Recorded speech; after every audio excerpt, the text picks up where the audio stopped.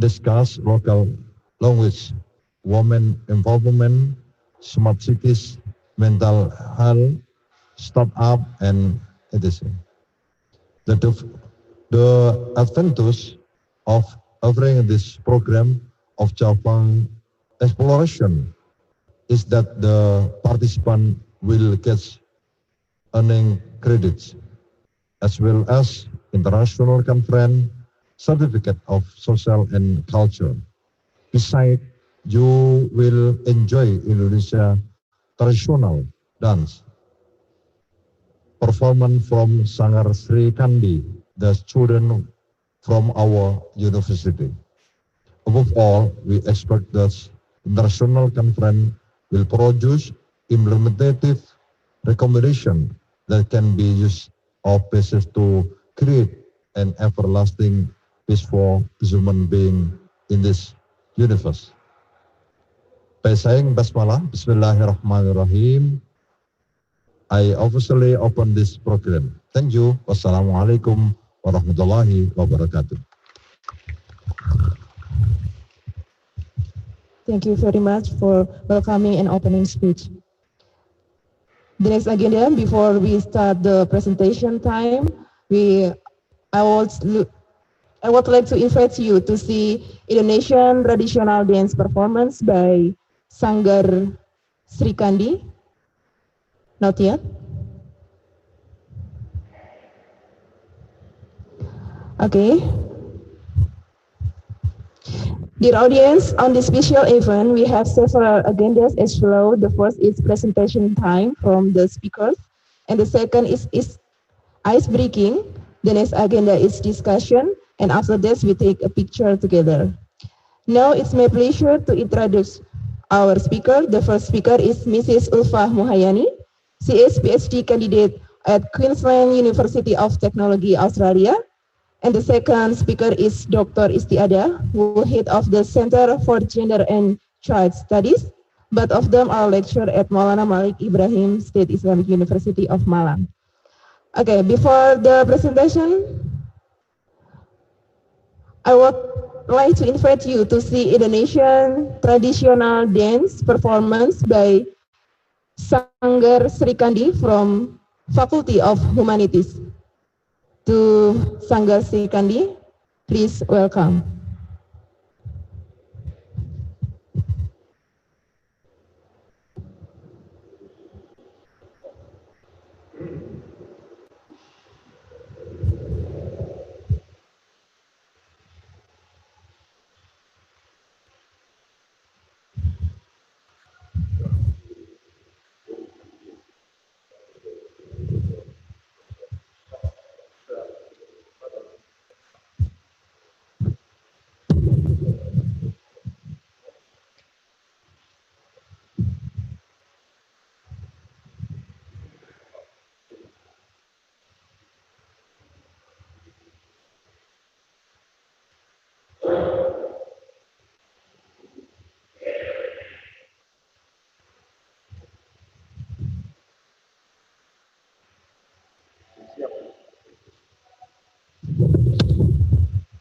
It's not already.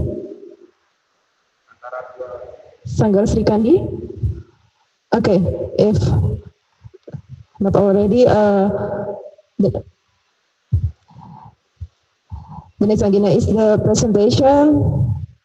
For the first time, we want to invite Mrs. Ulfa Muhayani. Are you ready, ma'am? Miss Ulfa Muhayani. Hello, everyone. Hello, can you hear my voice, ma'am? Yeah, sure. Okay. Okay, I will give you 20 or 30 minutes for the presentation, yes, ma'am? Okay. Can I have access to my PowerPoint?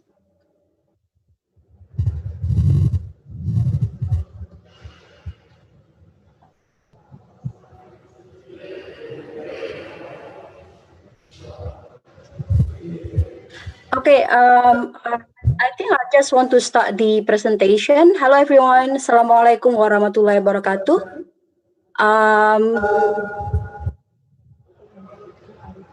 It's nice to be here. I'm actually it's not currently is not in Indonesia. Currently staying in Brisbane, so the time here is 5:30. And can I just say hello? And I want to hear some of you say hello or assalamualaikum before I start my presentation.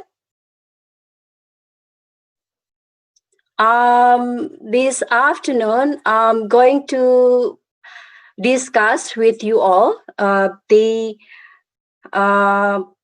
Islam in Indonesia, especially for the women. So how are they now? I'm going to start with the broad information about Indonesia itself. Then I'm going to look at the Islam, the unique of Islam, the uniqueness of the Islam in Indonesia, the community of the Muslim community in Indonesia, especially for women. While waiting for my presentation PowerPoint, I already sent to the committee, but it doesn't come up. Does anyone here staying in Indonesia? Anyone? Or have you been to Indonesia before? Not yet? Okay. I'll just wait for the me. Yay. Nikki, have you been to Indonesia or are you staying in Indonesia right now? Just want to give the Ahmed, you staying in Indonesia? Oh, you staying in Indonesia. Okay, how did you find Indonesia? Anyone can answer? You can use your microphone if you want. I just want to be relaxed, and because it's not as scary if you discuss about Islam, should not be like that scary. I just want to make this relaxed and discussion. Just want to. It's more about my experience of being Muslim and living. Oh, you cannot unmute. Okay. Oh. Okay, sorry then.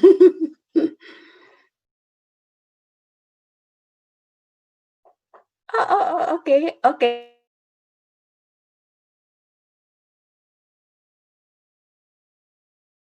And I still can read the chat. Okay, now.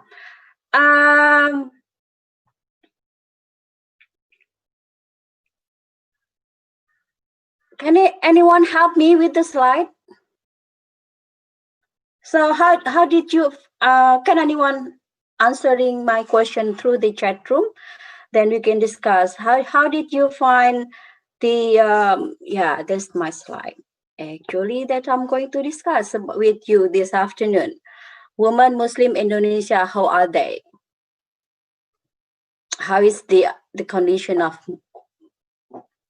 women in Indonesia right now?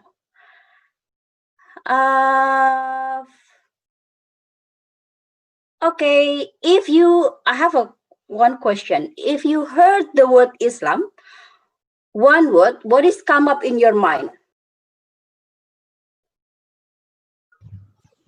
Hijab? Kira itu memuji Allah, tapi hatinya. Anyone? Ini kapan itu cukup, itu kuda itu. Mana wong itu ya memikirkan pondok. I thought that woman would maybe not so visible in public spaces. Itu kalau tinggal Gusti Allah. Tapi kalau tinggal Anyone? Anyone else? What is when you heard the word Islam or the word woman Muslim? Then what is one word? What is come up in your mind?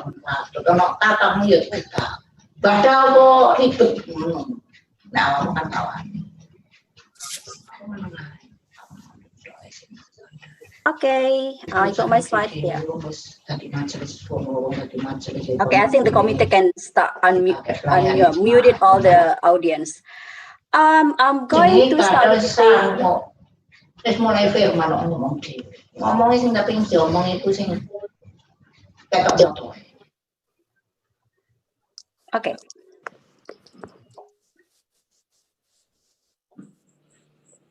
Okay. Now, let's go to the next slide.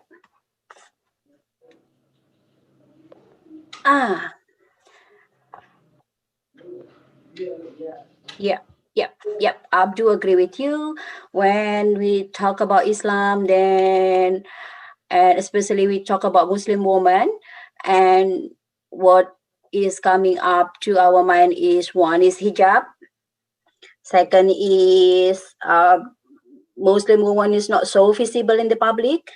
But my story will tell another story. Okay. In this session, I'm going to discuss about Islam in Indonesia, and also I'm going to discuss what is actually Islam treat or see women according to Islam. And after we discuss Islam in Indonesia, we discuss about women in Islam, then we discuss what is Muslim woman in Indonesia. So there are two things. We discuss about Islam and we discuss about Indonesia, and make up one interesting point, that is Muslim woman in Indonesia. This is very specific and very unique. That's why we need to discuss this first before we going to how to empower them. And also I'm going to discuss some issues on women in Islam. And in the end of the session, I'm going to do the reflection session. So what do you think? Did you change your mind? Are you staying with your ideas about Islam and women? So please, the next slide. Okay, can I play this one? This one is the video.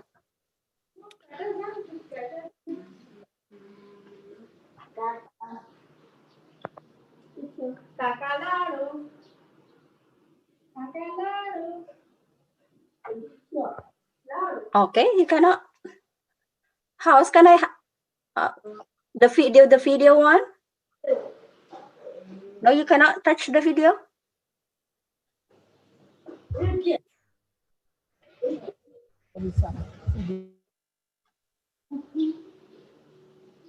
Okay. Host, can I have access to my slide by our?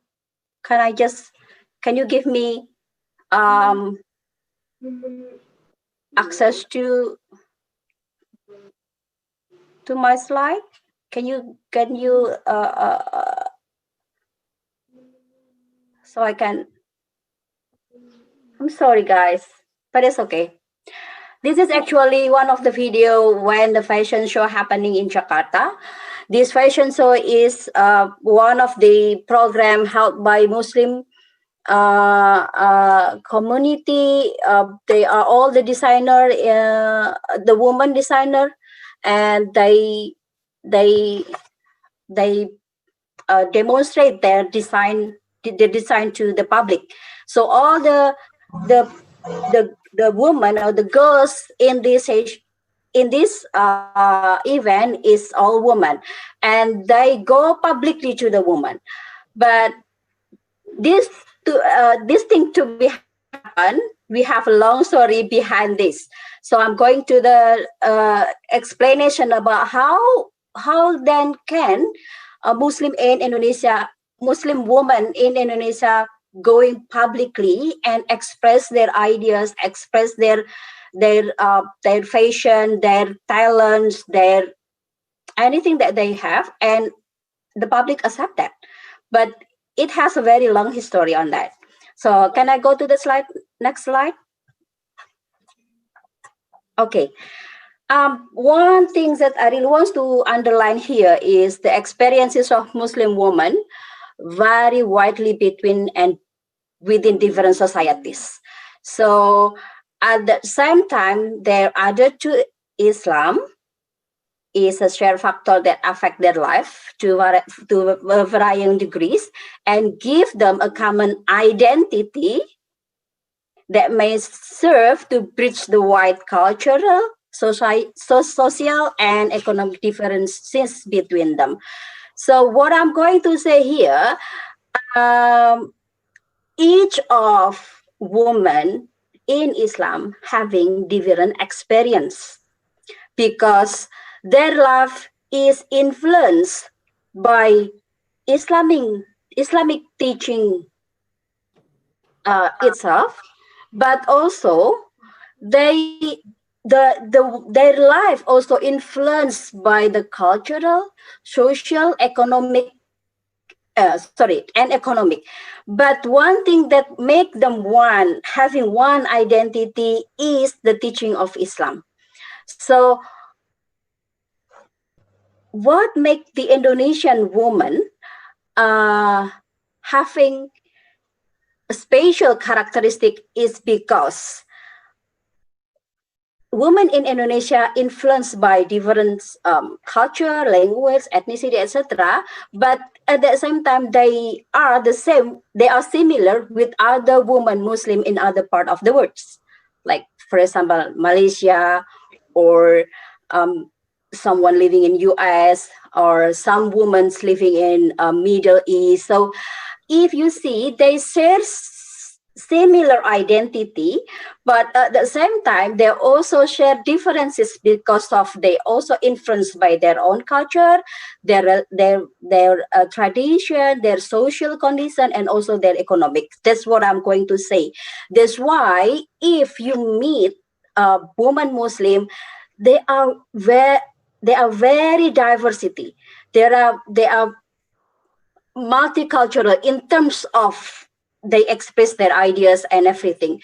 But women Muslim across the world shares same identity, that is Islam. They adhere to one Islamic teaching, but they also share different things that's according to the social and cultural and economic and everything that influence them. Okay, next. Please, next. Nah, this one is Indonesia. Anyone have been?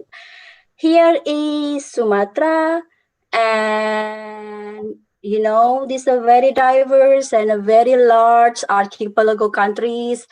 We have close neighbors, Malaysia there. We have a Brunei and Malaysia, some part of the Kalimantan, and also we have a Java and east part of in eastern part of Indonesia. Then we have also Sulawesi.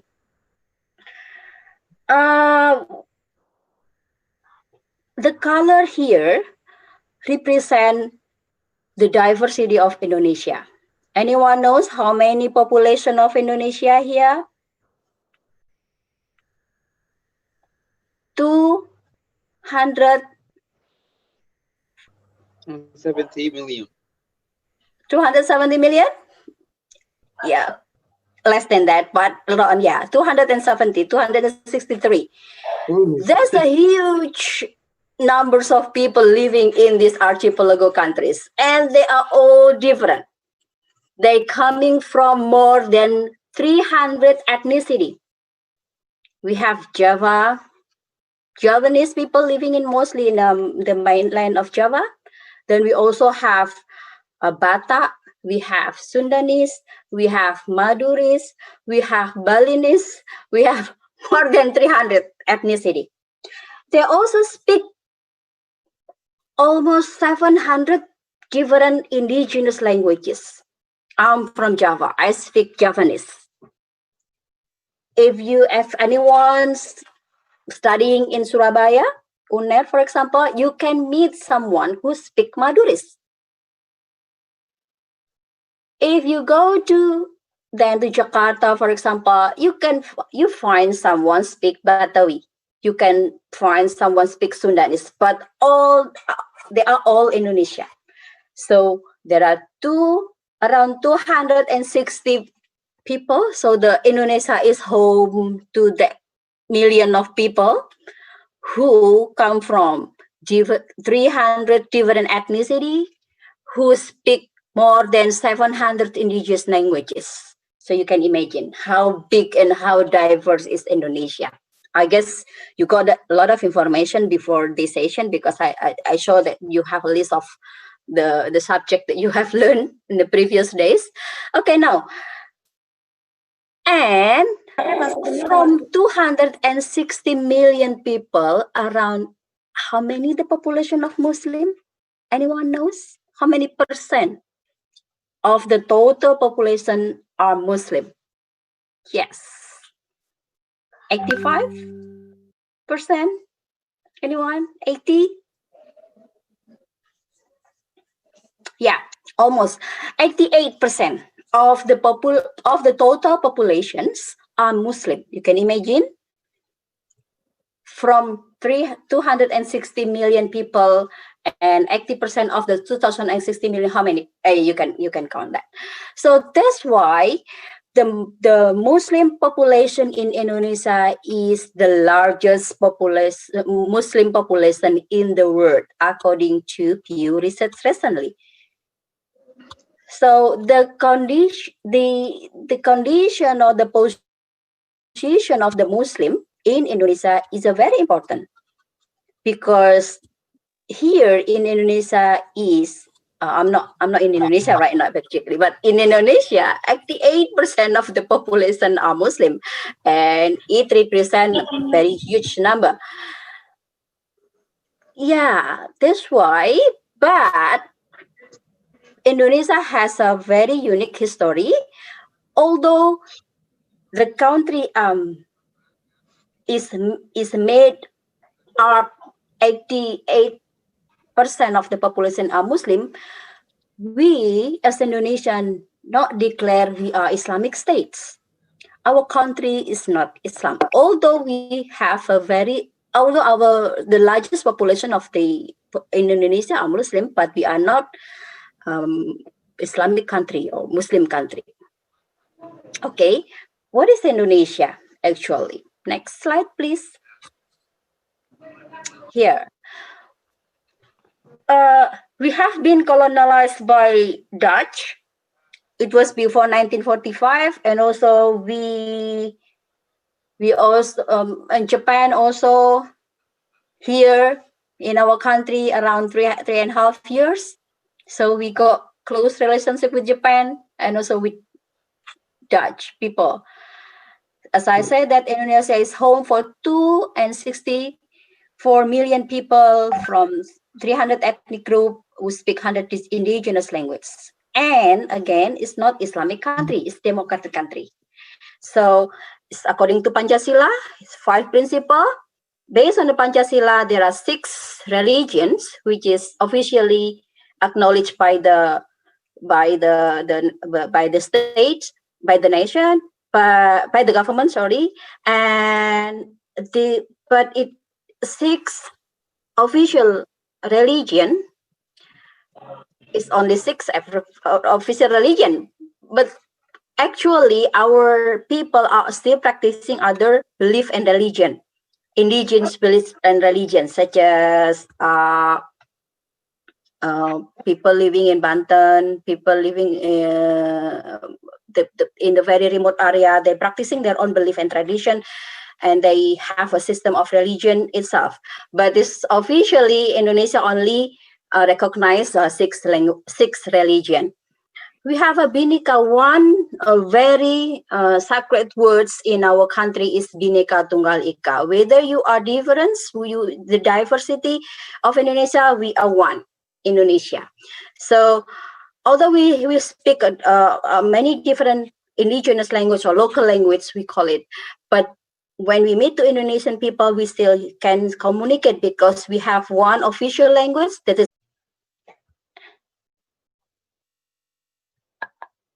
the yellow one.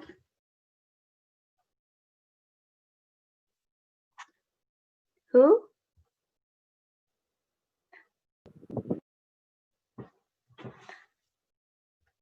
Anyone wants to mention? Oh, I can see. No one? Oh, maybe saya mau coba lagi because no one Okay, akan James, you can you can try. Devina Nur Latifah. Oh, good. Devina Nur Which one? Latifah. No. Which one? No, Divini. Okay, once again. Devina Nur Latifah. Devina Nur Latifah. How about Yes. the orange one? Orange one, Devina, Kairina, Hermona. Okay. Hermon. Davina Hairani Hermawan. Okay. Hermon, yes. Yes. Anyone wants to try another for the blue one? Nuruddin. Yes, Kinan, Narendra Pratama. Lulu, Hilaya, Kinan Azkia. Lulu Hilya Askia. Okay. The one in the gray one? Gita Gayatri Rahmania. Yeah, it must be Indonesian, right? Nikki, are you from Indonesia? Gita Gayatri Rahmania. Okay, the last one, the blue one. Kinan Narendra Pratama. Okay, Kinan Narendra Pratama. Yes. What I asked you to pronounce this name, because if you come to Indonesia, you will find a lot of different name, which is not only the word is not originally from Indonesia, but they are imported, like Hanin, Raihana, Shahira. It so sound like Islamic names, but Yes. if you go to Islamic countries like Middle East, did you find that name? Yes, we have. Yeah, okay. How about Davina Nur Latifah? Davina is sound like not Yeah. Arabic words, but Nur, yes. Latifah, yes. And also we have here Kinan Narendra Pratama. Kinan and Narendra. Narendra is Sanskrit's name. And also they were heard they have word Pratama. So this is how Indonesian looks like, basically. If you want to try to figure out what is Islam in Indonesia look like, just try to look at their names.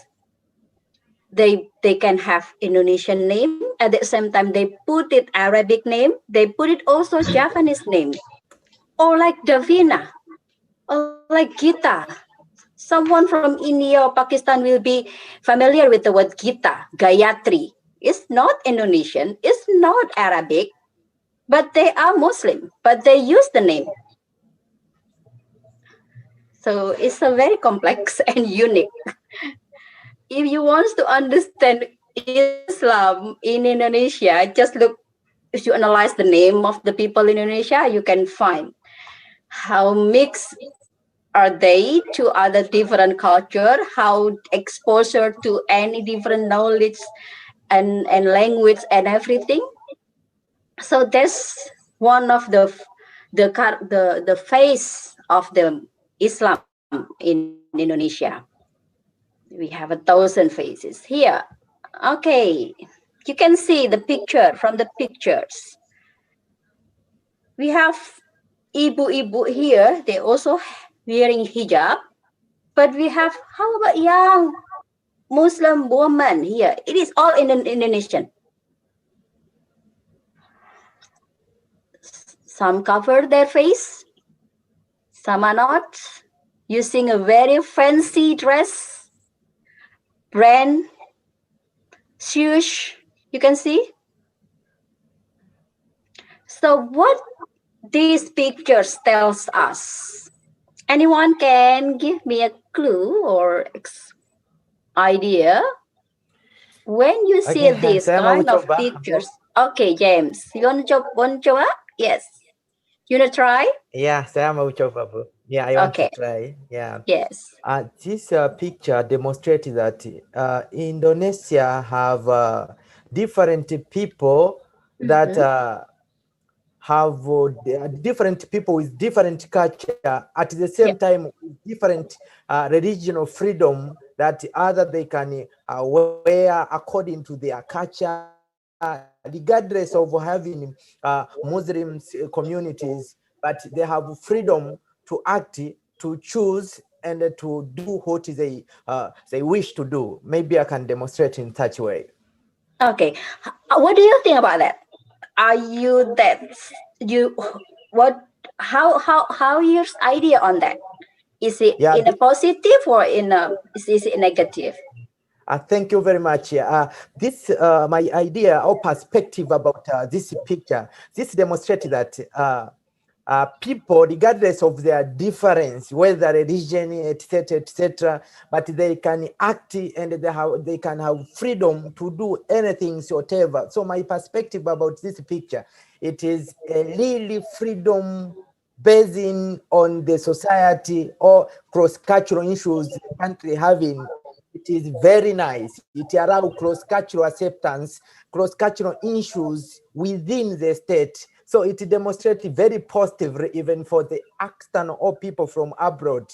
Once they reach here, they are supposed to respect tradition, custom of one tribe to another and the nation in general, regardless of having Muslim, a high number of Muslim community.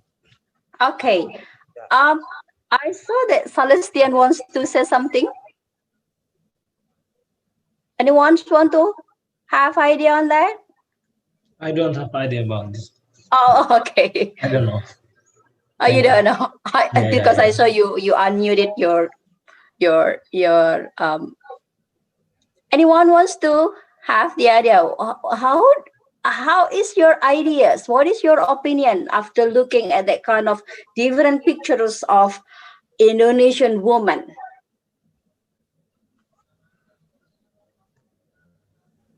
Maybe I will add something. Maybe the women of Indonesia, Yep. it is affected by their culture and their places and also their family, as you say in the beginning of the lecture. And so they were as their background or their culture. Maybe also maybe young women, it is different in old women in wearing hijab or in wearing clothes.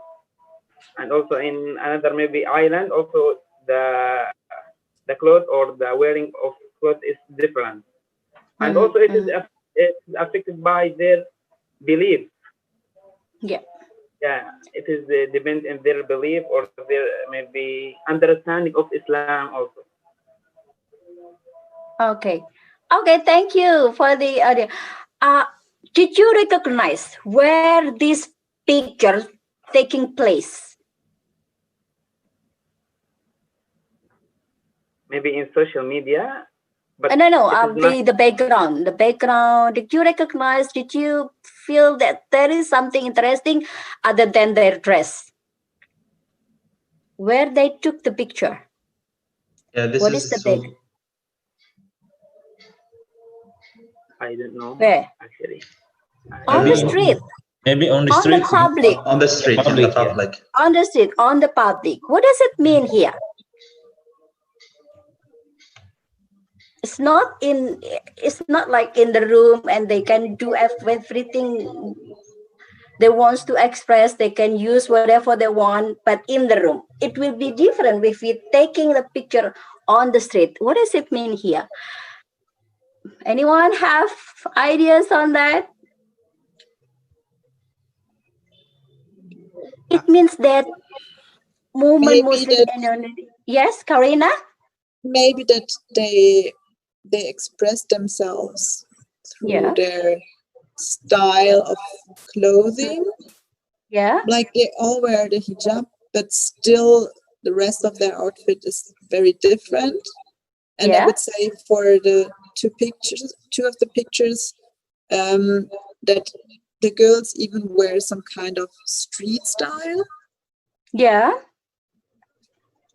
But what street represent here? Although they have a different kind of outfit or styles, but they all taking picture on the public. Street represent public. Oh, Camille, do you have idea on that? I don't know. I feel the age of women maybe affect how they wearing the clothes. I don't know. Maybe the young different in yeah. And maybe all women it is also different. Maybe. Yeah, it's one of the ideas. Yeah, people are revering that older will use that kind of clothes of style or outfit, and while the younger generation will use a very fancy and fashionable and up following the trend. But here, what I'm going to emphasize also here is not only the diversity of their dress, and also how they freely express their their their ideas, their knowledge, their I mean want to show. But although they wearing the covering their face, but the picture is taking place in the public. That's what I'm going to say. I'm going to emphasize here.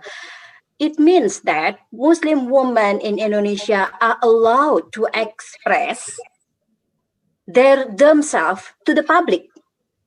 They don't take picture in the room. They're taking the picture on the public. It means that it's not only they can express whatever what they want to express, but also they also having places in the public. Maybe this make different. This make Muslim woman in Indonesia different with other Muslim women in other part of the world. But I'm not sure where is it. But what I'm going to show here is not only they can express the diversity of their culture and their ideas, but also they can express publicly in the public. So they occupy public also. It's not only in the domestic, but also women in Indonesia is also having place in the public. Okay, this one is another important figure in Indonesia. Look, she is a Jenny Wahid. She is the daughter of one of the president of Indonesia, Abdurrahman Wahid, and she is also very activist and hold a very important position in the government. But look at the hijab. They still hair appears, but they using certain kind of style of hijab. But it's okay. This influenced by the maybe Javanese tradition or something like that. So, but this very important figure also can work publicly using hijab, which is different. It's not covering all their hair, but they can still showing half of their hair. They use lipstick, they use makeup, and they do or perform or doing activists publicly. So this is what I'm going to tell you, that Indonesia is a very unique. They allow women because although we are the Muslim are the largest population, the largest population in Indonesia, but we are not based on an Islamic country. We allow all the people, including women Muslim, to express their self in the public. Okay, anyone have a question? No. And here I'm going to show you one of the things. This slide is one of like I think it's a great achievement of women, especially women Islam in Islam in Indonesia.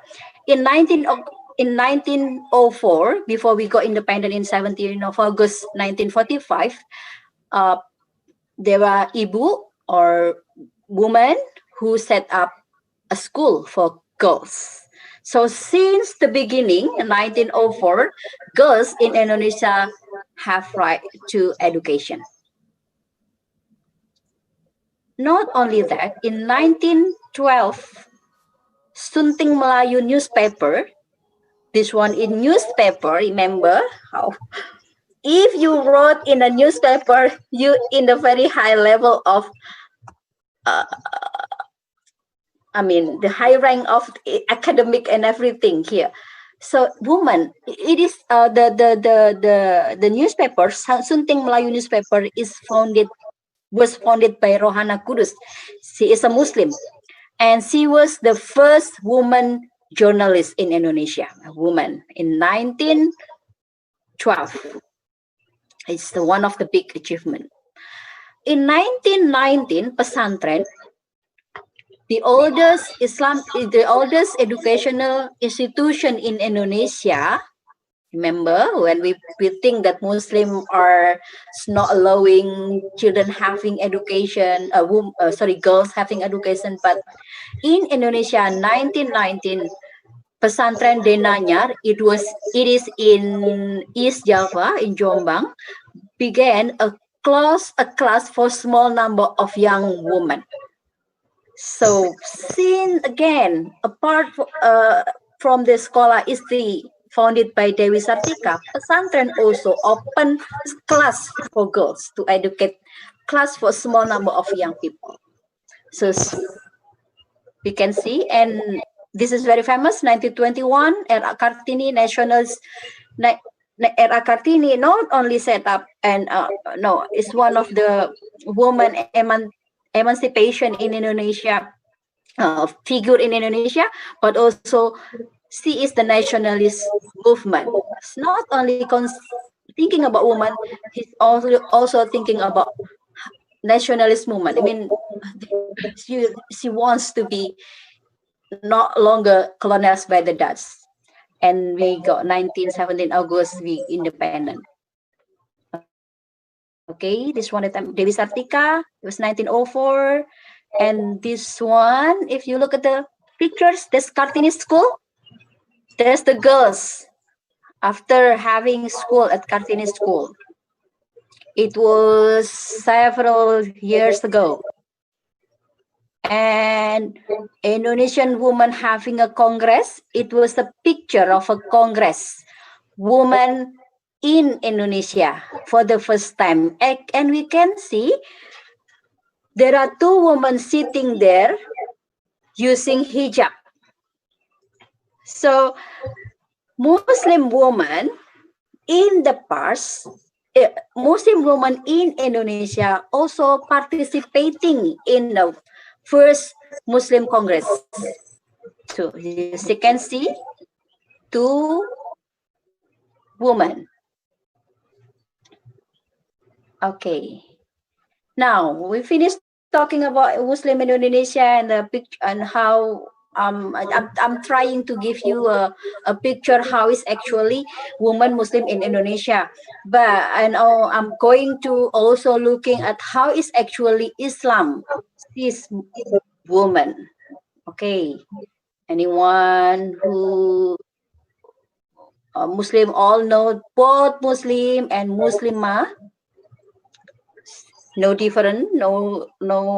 differences between both and Muslim and Muslimah. They are all having obligation to do. One is Shahada, Salah, Puasa or fasting, Zakat and Hajj. All these Islamic 5 basic Islamic teachings has to do by both Muslim and Muslimah. By Muslim men and Muslim women. No differences. So all have the obligation to do these 5 basic Islamic teaching. Okay, next slide is how you see in education. Islam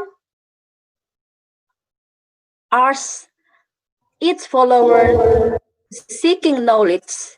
So seeking knowledge is was religious duty binding upon every Muslim man and woman.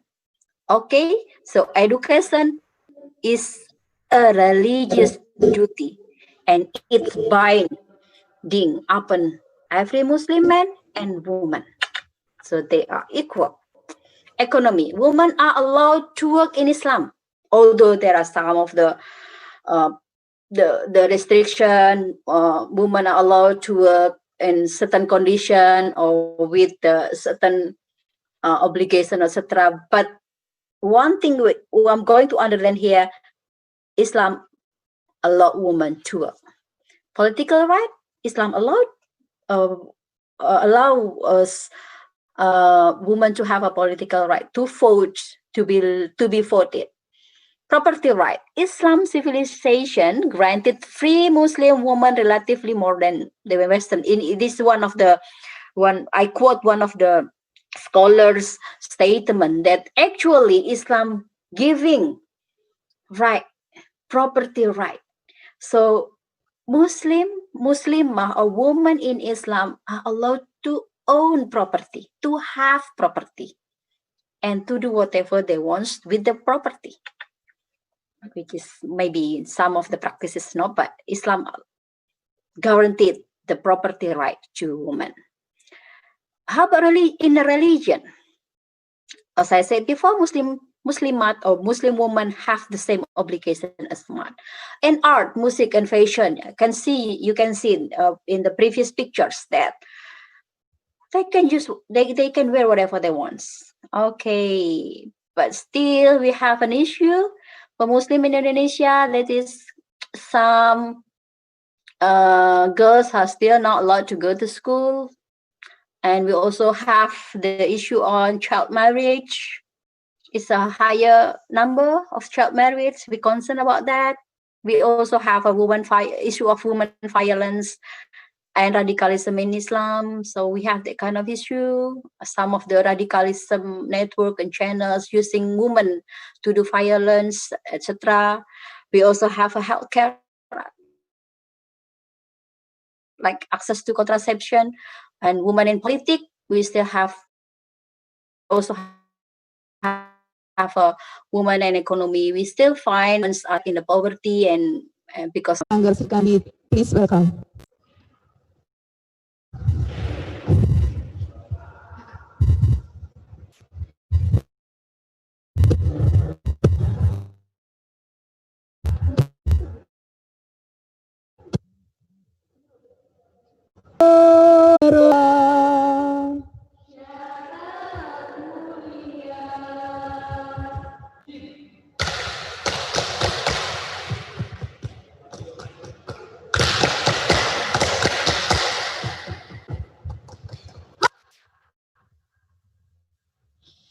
Assalamualaikum jame barotro tameng japio uatetika karena salam nabi ken sunnah jaro tame manca ya.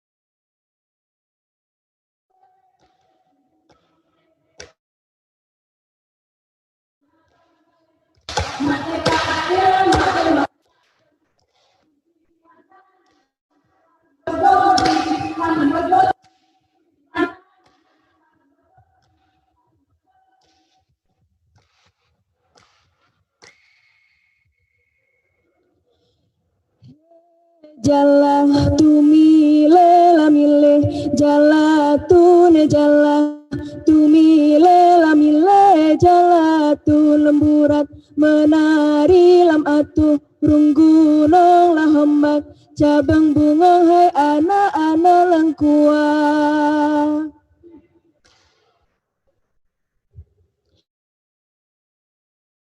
Ilalahe wasian he inhala metua ola ilalahe he taja uge taja okaye hana inong babungong jempah tinggal peredai tempat lentre la ila ilalah he wasi he inhala matua oh la ilalah he taja uge taja okaye hana inong babungong jempah tinggal peredai tempat lentre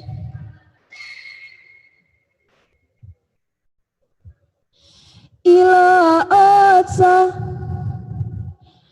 ila lembak mah ailan kapai di ekran lemu bura hai bacutek salah labun kansa lalang salamu lam ot awai di gata lam perahu raya labukan sabang kapatah tiang tamengku alahai manione gase dengan me sayang wahejut abang be muayan ila otsa ila lombak mah ailan kapai di ekren lamu bura hai bacutek salah labun kansa lalan salamu lam ot awai di gata lam perahu raya labukan sabang kapatah tiang tamengku alahai maniane gase dengan me sayang wahejut abang be muayan ila otsa he tu jala he inding alahai ning wajah ehala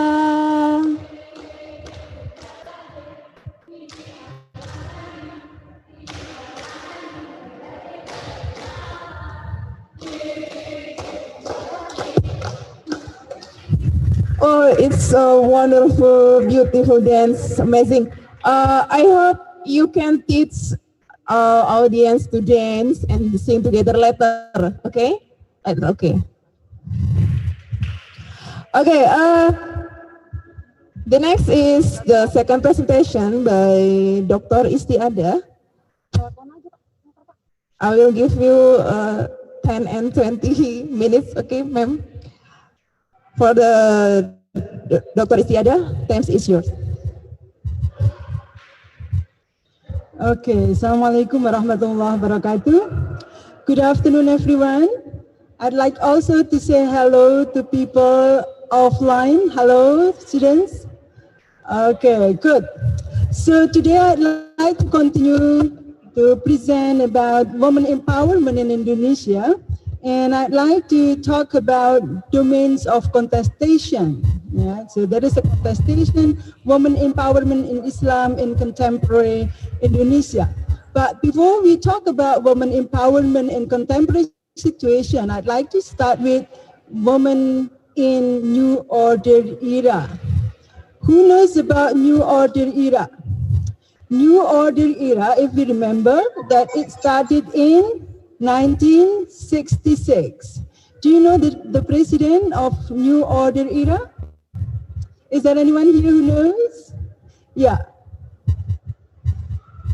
So the very famous president who governed Indonesia for 32 years was President Suharto. Yeah, I think everyone knows about that. Yeah, that's President Suharto has governed Indonesia for 32 years.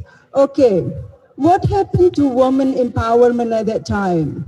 So we know that Suharto was called Bapak Pembangunan, so the father of Indonesian development, because he said that it's time to develop Indonesia.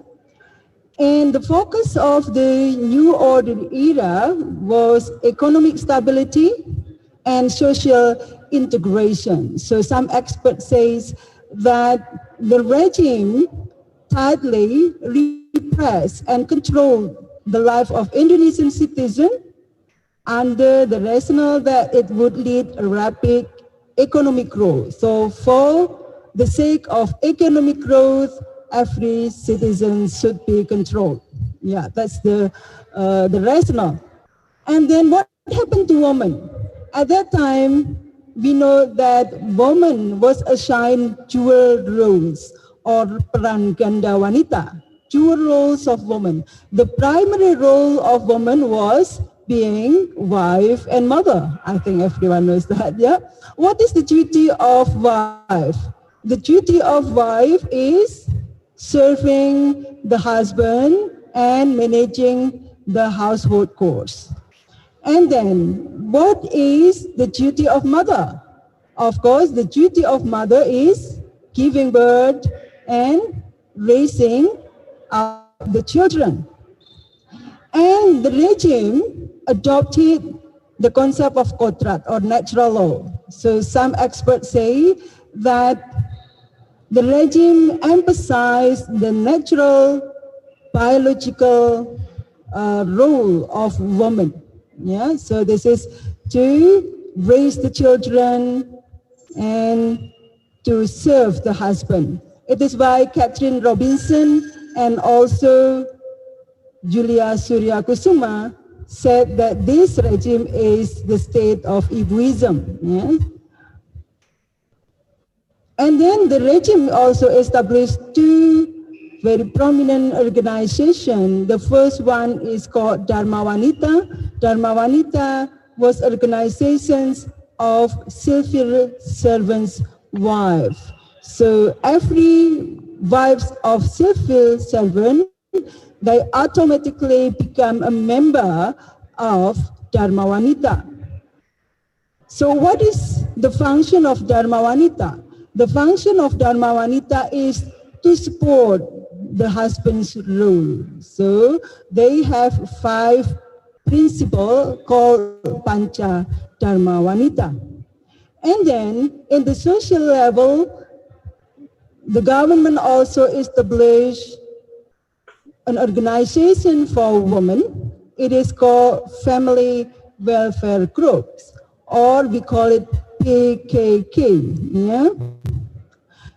Every citizen or every woman citizen automatically become a member of PKK, whether they like it or not, but you become member of it. And then the leaders of those two organizations is automatic.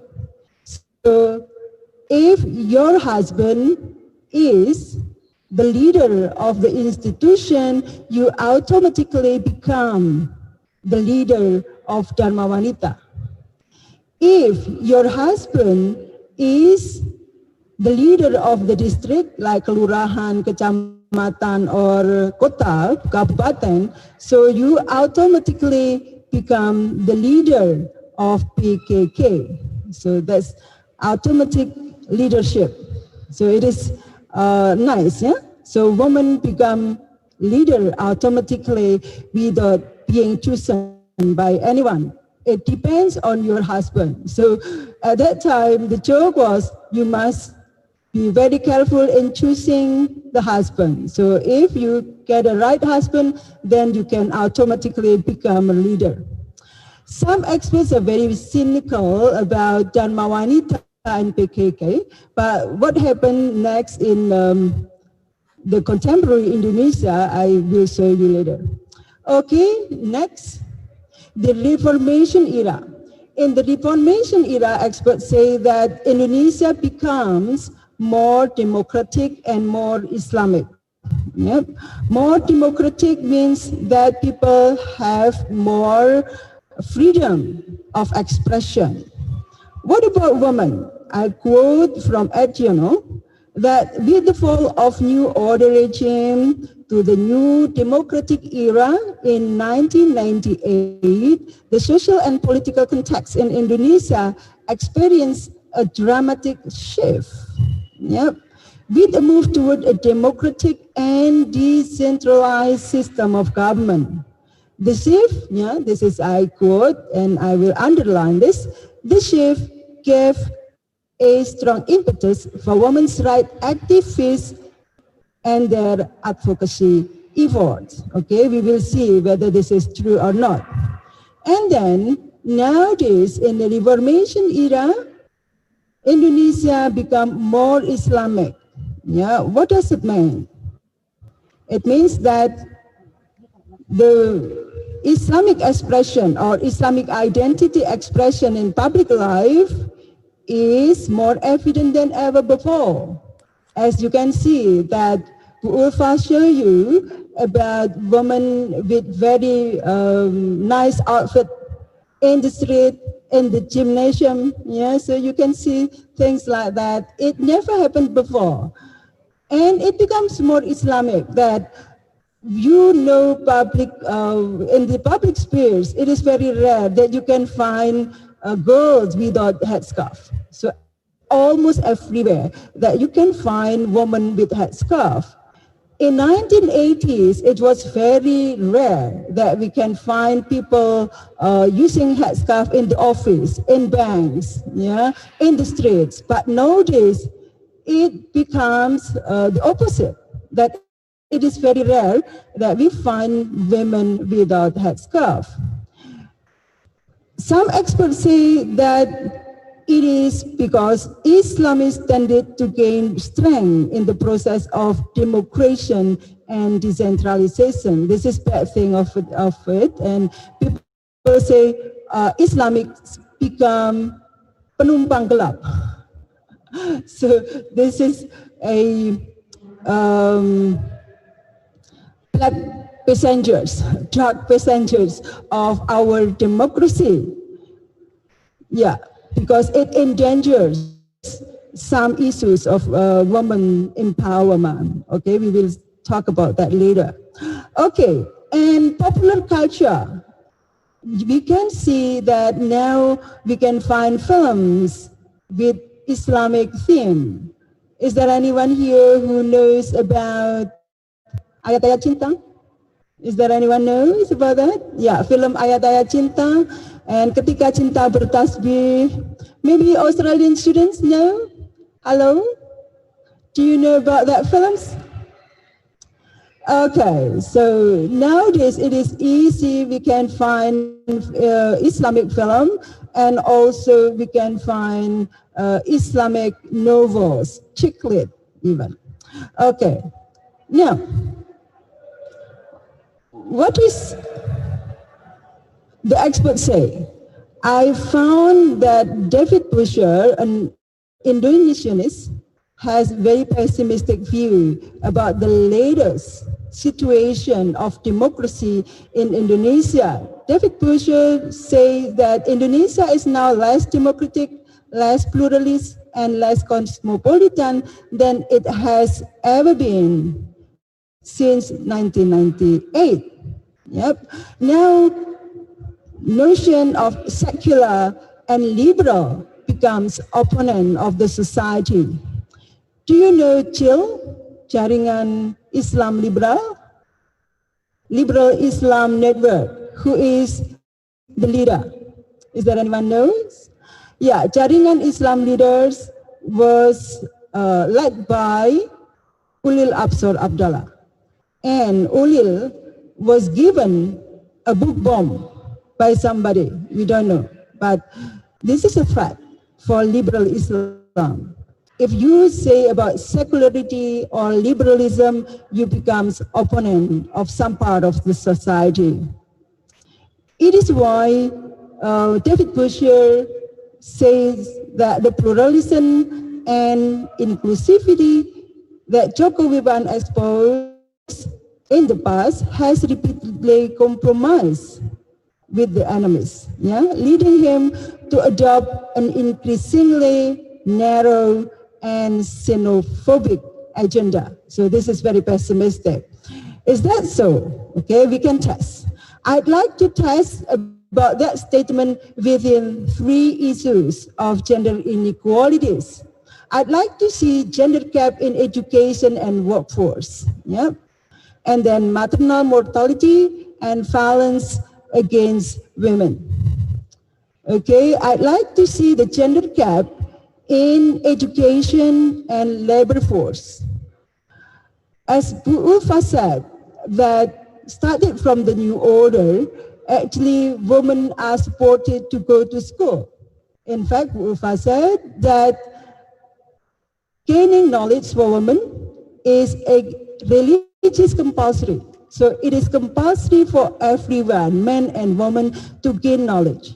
Yeah? It is why the number of participation of women in schooling is very high. In fact, women's education nowadays is higher. Yeah? But what happened? Women's labor force is always lower than men's.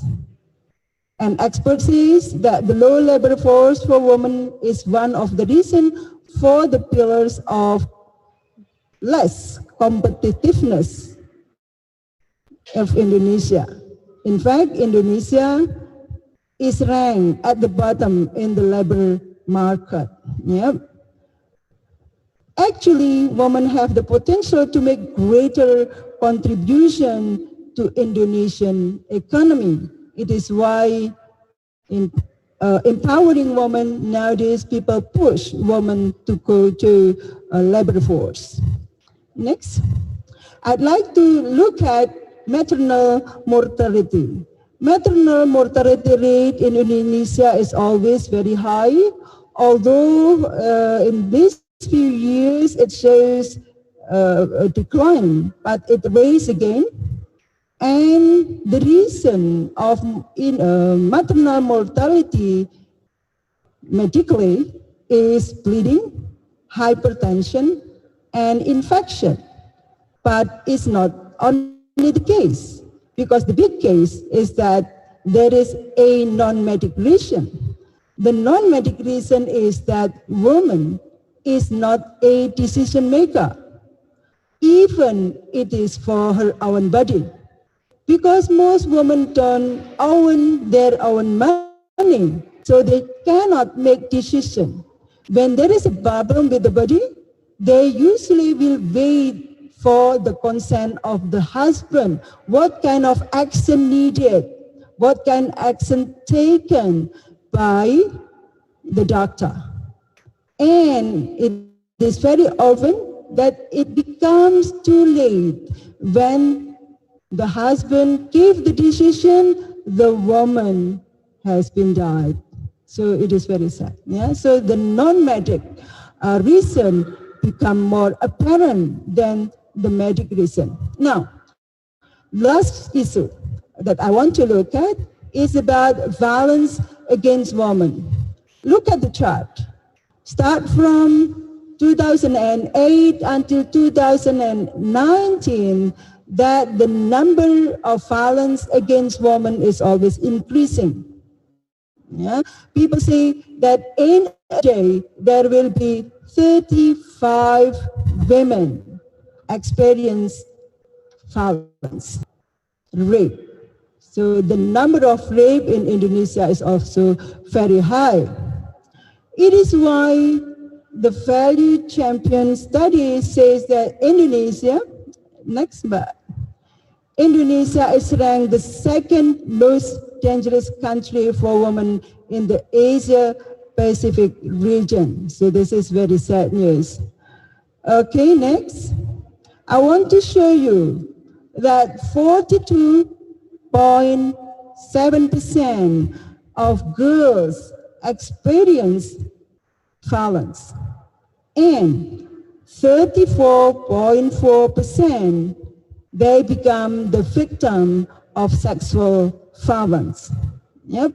Next, I want to show you the latest data that in 2020, the Indonesian woman become the victim of psychological violence. It comprised 35% sexual violence, 29% physical violence, 24%, and economic violence for 12%. And that is the latest news from Komnas Perempuan that during the pandemic, the violence against women is increasing, especially for the family which has lower than 5 billion. So for people, for poor family, the number of violence is increasing quite significantly. Now, I'd like to show you about the Reformation era. We can say that in the Reformation era, there is a big step. The government changed the name of the Ministry of Women, become the Ministry of Women Empowerment. And it was in the Abdul Rahman Wahid's era, around 2000. And then before that, the establishment of National Commission for Women in October 1998 by President B.J. Habibie. It was a very hard push from the society to establish this. Why? Because there was a mass rape in the riot of 1998. So the falling of Suharto's era, there was in a transition era, and in transition era, there was a big riot and woman becomes the victim of mass rape. And then in 2000, there was a presidential decree on gender mainstreaming, number 9, 2000. So this is a big step from Reformation era. Further, I'd like to show you that now there is the national strategy. Yeah, next. The national strategy for accelerating gender mainstreaming.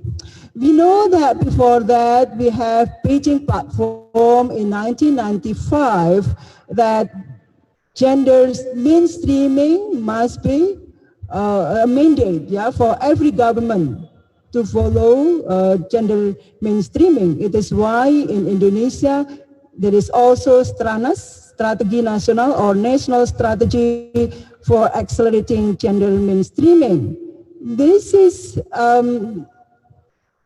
there are 3 ministries, the Ministry for National Development Planning or BAPNAS, Ministry for Finance and Ministry of Home Affairs published a joint circular letter on National Strategy for Accelerating Gender Mainstreaming via Gender Responsive Planning and Budgeting, we call PPRG. Yeah, what happened to that?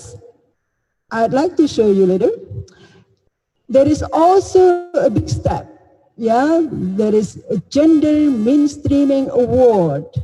It is led by the Ministry of Women's Empowerment, and we call it Anugrah Parahita Eka Praya or APE.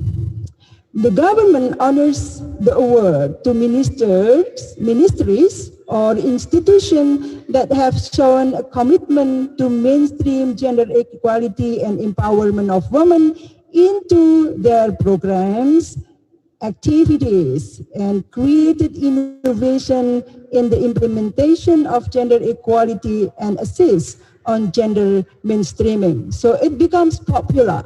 It is a must for every state institution, start from the ministerial board in Jakarta until very smallest district, to mainstream the gender and also to make responsive gender budgeting.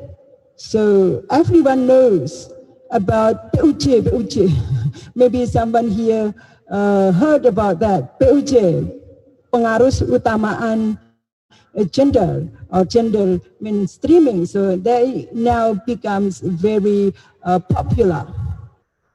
I'd like to give you an example of how our ministry, the Ministry of Religious Affairs, is implementing the gender mainstreaming. In the APA award, there will be 7 requirements that must be fulfilled by every institution. The first one is the commitment. What is the proof of having commitment? The proof is if the institution has policies on gender mainstreaming, because this is a mandate of the decree of the president, the presidential decree 9/2000. In our ministry, the Minister of Religious Affairs, just now, they issued a decree number 571/2020 concerning gender mainstreaming working group in the Ministry of Religious Affairs. Yeah, and then about this sexual harassment, of sexual violence, our Ministry of Religious Affairs also has a decree. This is the decree of Directorate General of Islamic Education number 54/2019 concerning the prevention and how to overcome sexual violence in higher education. And then what are the objectives?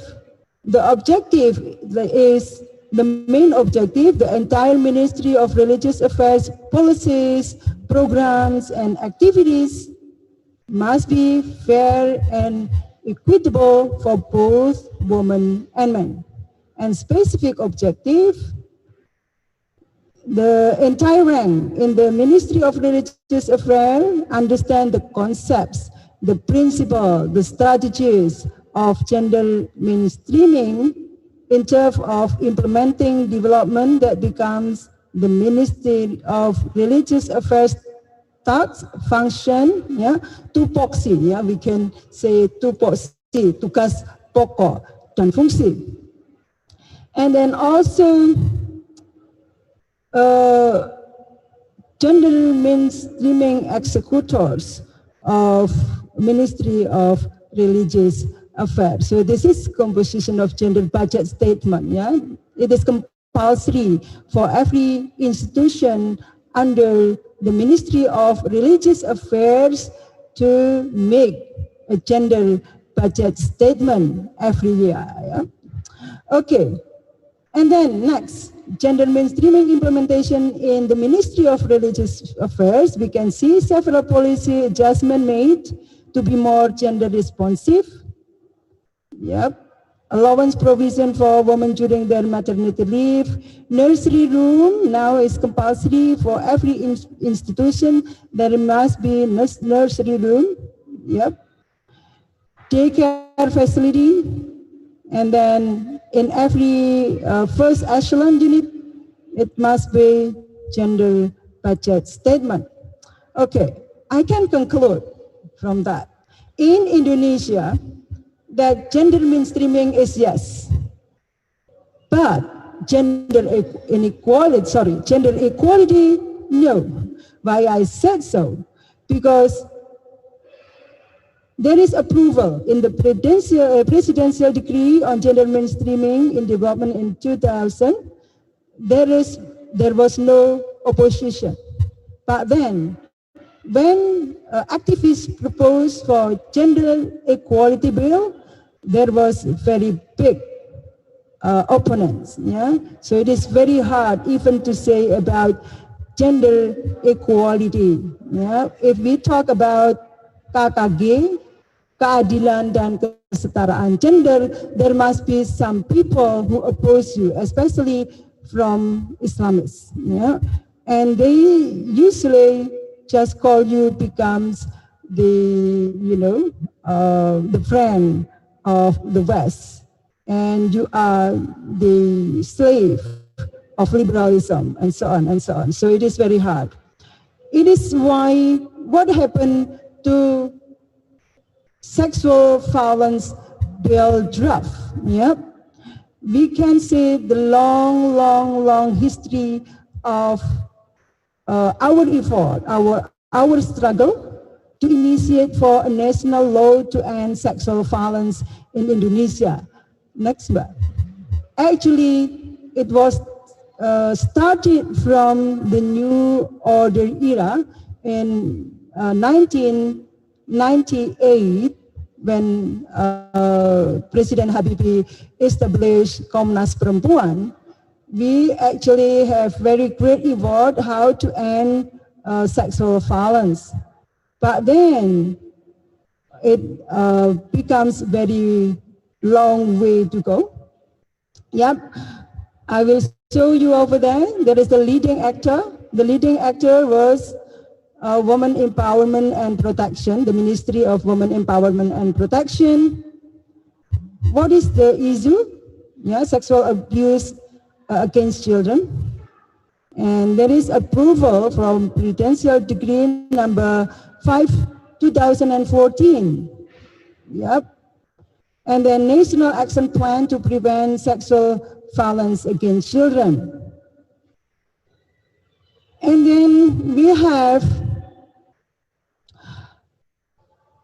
sexual violence against women, the draft of an anti-sexual violence bill. And the university, at that time, the University of Indonesia proposed the sexual abuse in university campuses. Next. Okay, the following, yeah, that's the initiative of how to end sexual violence in Indonesia. We have also supporters from women's Muslim organization like Nahdlatul Ulama with with Fatayat, and Muhammadiyah with Aisyah.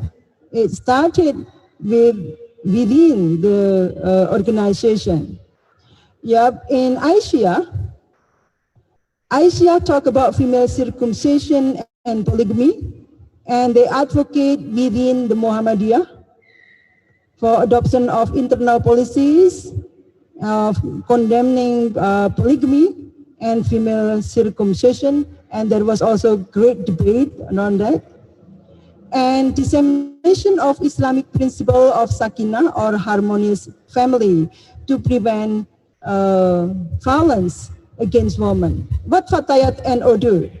Fatayat NO call for investigation of child sexual abuse cases and call for a national action plan to prevent sexual abuse against children. Yep, next. What happened nowadays? Yeah, what happened nowadays? So in 2020, the anti-sexual violence law was excluded from the parliament priority in 2020, and it became very sad news for women activists. It is why I wrote an article in a newspaper about this, and I said RUU PKS menanti DPR atau kerabat DPR dilecehkan. Yeah? Okay, so waiting for the relatives of the parliamentary family harassed by the society, then maybe it will be passed. The leading actor is National Commission for Women and non-state supporter victim group. Of course, the victims have waited this for a long time, started for 1998 until nowadays. And women from religious organizations like Fatayah or Aisyah, and then universities, Pusat Studi Wanita or Center of Women, and then the mass media and religious leaders. And state supporters, of course, we have Ministry of Women Empowerment, judges and police, women member of parliament, especially from the Indonesian Democratic Party of Struggle or PDIP. But then the opponent within the state and outside the state. We have members of parliament of Prosperous Justice Party or PKS who always oppose this law. The reason is that this law is un-Islamic because it will allow LGBT, it will allow adultery, and it will endanger the institution of the family. So there is a group called Family Lovers Alliance or ALIA, Aliansi Pecinta Keluarga, who always oppose this law. Yeah, it is why it is very hard for the parliament to talk about, even to discuss about the law. Yeah, it is why it is dismissed from the parliamentary priority in 2020. And the women activists now start to collaborate with each other to push the parliament to put it again in the priority of 2021. Okay, I'd like to end with the New Hope. Okay, I call it KUPI, the New Hope. KUPI is the Congress of Women Muslim Scholars, yeah, which is held in Cirebon, West Java, headed by Hajah Masriah Alfa, yep, and supported by progressive kiais such as Hussein Muhammad, Marzuki Wahid, and Fakihuddin Abdul Qadir. The free name is the name of New Man. We call it the New Man, man who supports woman empowerment. But Anissa says, yep, Eva Fahrotun Nisa, I quote from her, KUPI with its symbolic preferences has strengthened the policies of civil Islam in Indonesia. Because KUPI has productively generated global attention due to its progressive emphasis that women can be ulama or Muslim scholar. However, there are other women's voices of Islam and gender. Yep, in this communication and technology era, it might be seen as promoting conservatism. So now conservatism in Indonesia is strengthened by the situation. It is why in the beginning of my presentation that David Bouchier become very pessimistic, yeah, about Islam and democracy in Indonesia. So I will end over there and let's have discussion after this. Thank you. Assalamualaikum warahmatullahi wabarakatuh. Waalaikumsalam warahmatullahi wabarakatuh. Thank you very much for sharing, ma'am. Okay, before the discussion session, I want to invite you ice breaking will be guided by Sanggar Sri Kandi. We will to try dance and sing together like them. So to our audience, please show your face on screen. Can you show your face on screen? We will to try dance and sing together with Sanggar Sri Kandi. Please welcome.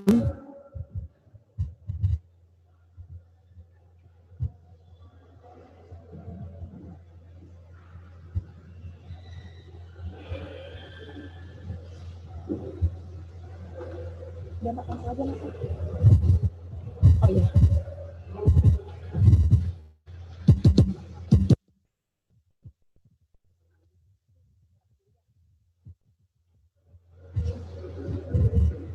Okay.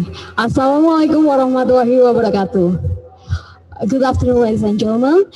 Okay, welcome to Indonesia. Welcome to Malang. Welcome to UIN Maulana Malik Ibrahim Malang. Okay. How's your day, guys? Excellent, great, or sleepy, maybe? Okay. Whatever that, I hope all of you are always blessed by the God. Okay. In this pandemic, we get separated by the distance, but I hope all of you there never lose your spirit. Okay, keep spirit. Okay, and now we will check your spirit. Okay, when I say hi, you have to answer hello. Okay, hi, hello. Hello. Okay, hi, once again. Hello. Okay. Yeah, very spirit, okay? I may be sleepy. Okay, now let us introduce the member of our team. My name is Ulfi, and okay, I'm Rosalina Salis here, and I am Adelia Elvani Murshid. I'm Ines Sekar. I'm Bella Vita Dejala Lestari, and I'm Sylvia Afni.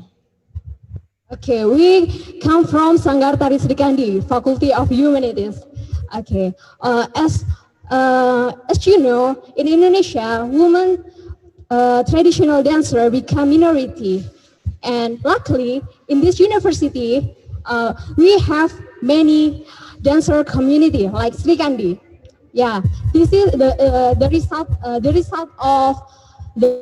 of the women activists who have fought before. Okay, give applause. Okay, to make it short, okay, we are standing here. We will teach you and we will practice together how to dance and how to singing Rato Jaro dance. To make it short, and for your information, Rato Jaro dance was adapted from Saman dance from Aceh, Indonesia. And to make it short, let the singers explain to you all. And before I teach how to sing Rato Jaro song, I will first explain about the meanings of Rato Jaro. The word Rato Jaro comes from two words. The first word is Rato, that means dikir. Rato that means dikir, and Jaro that means hands. And we can translate Rato Jaro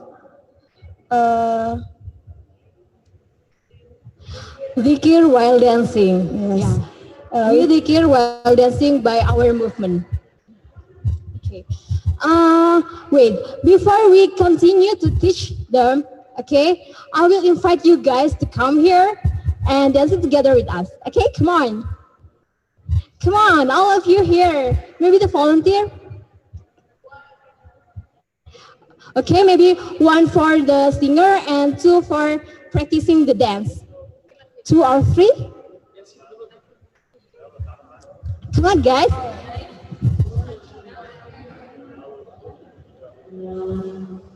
There is no second chance. Oh. It's okay, come on. Once again, can you... One again. 1 or 2. The woman, please. The ladies, please.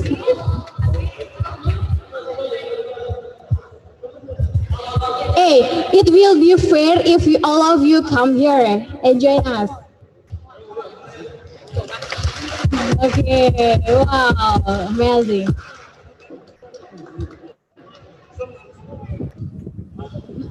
Okay.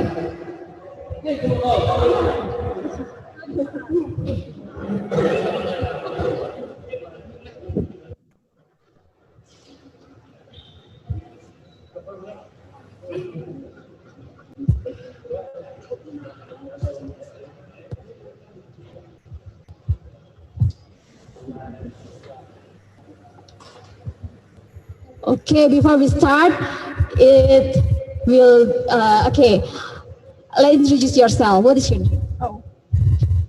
Hi, my name is May.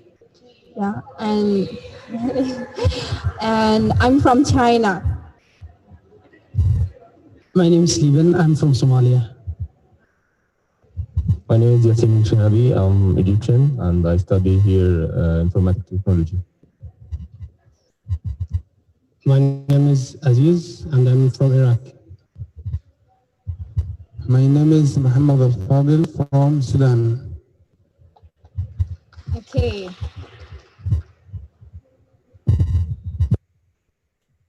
Okay, for you guys, you can follow us in your place, okay? please follow us in your own place, okay? Okay. You can follow me to sing that.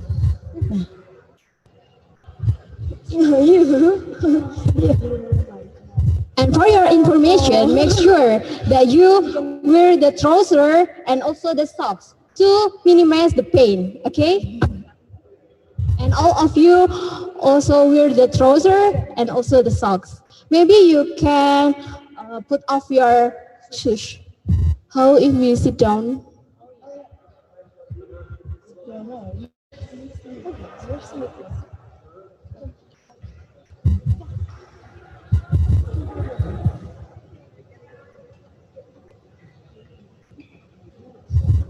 Okay, the main movement is we sit in our knees like this. This is the basic movement. Okay. Okay.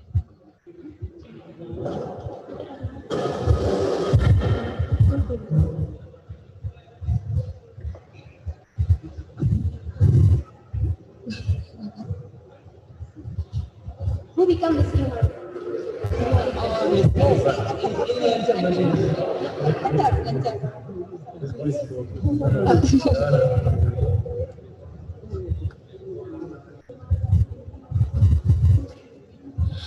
Now I will singer.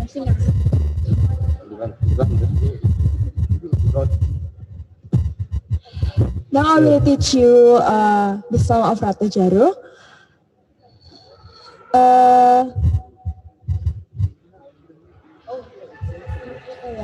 We start from haiku. Haiku. You can say haiku. Haiku. Yeah. Haiku. Haiku. Haiku. Now put your hand like this. Put your left hand in your friend's elbow. Okay, like this. Open your hand. Your right hand. Yes. Like this. Now.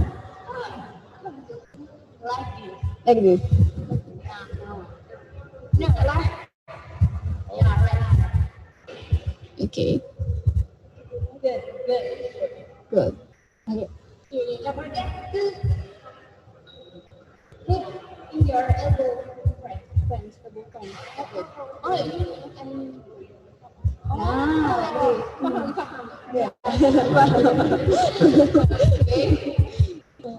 Okay, and then now leaning your body and your face to the left side, like this. Yeah. How about the elbow? Yeah. Still supporting your elbow, friends. Okay, like this.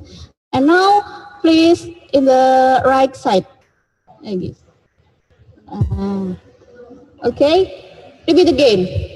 And left and right. And left and right. Okay, left and right.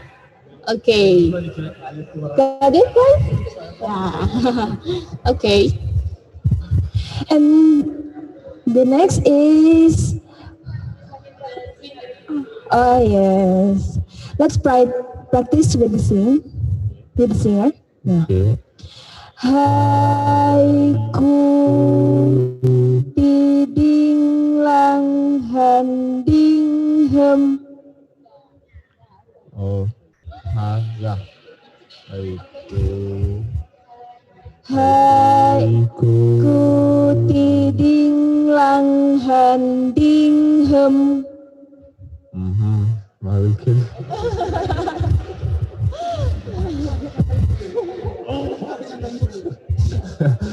Haiku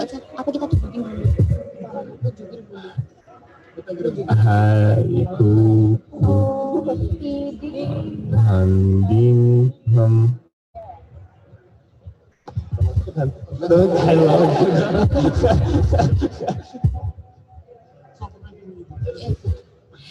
And now practice together.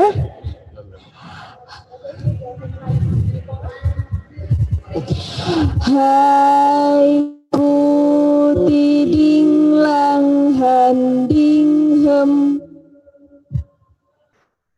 Understand?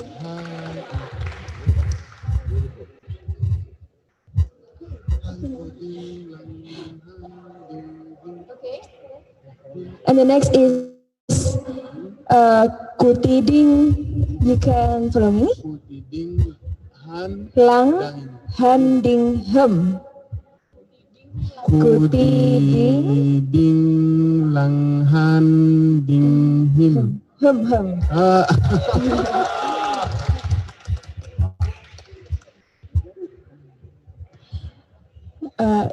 You can follow me. Okay. Kutiding Lang Han Ding Hem.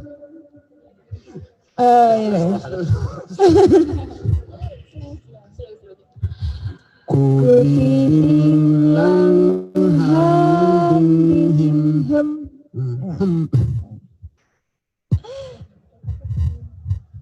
Terus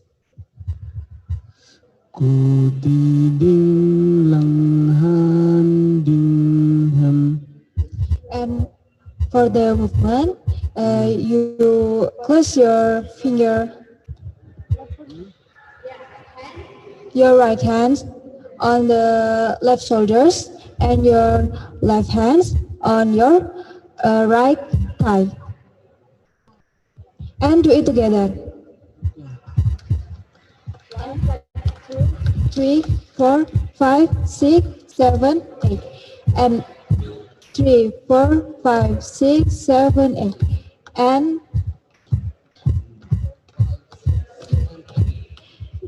next to it, the other side. Your left hand on your right shoulders, like this.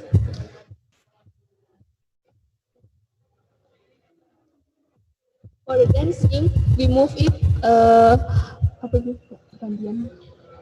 like this, the transition like this. Directly change.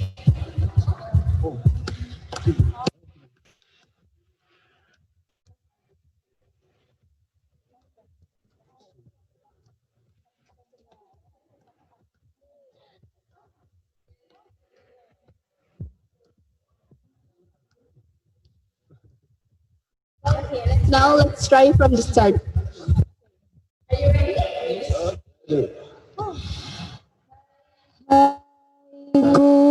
Kutiding Lang Han Ding Hem Ana. Kutiding Lang Han Ding Hem. La hem buts buts la tiding. La hem buts buts la tiding. Kutiding Lang Han Ding Hem. La hem buts buts la tiding. La hem buts buts la tiding.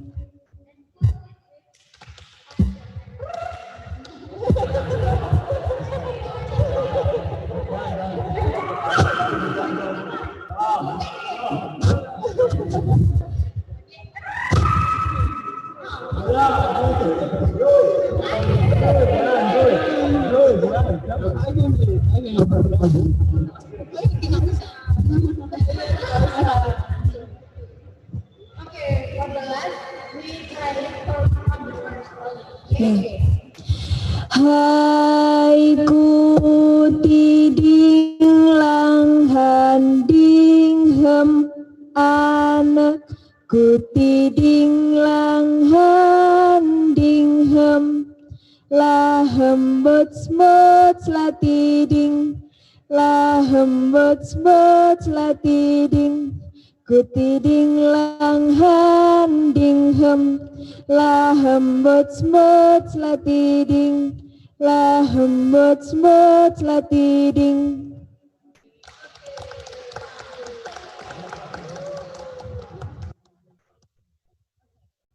Okay, thank you for dancing with us.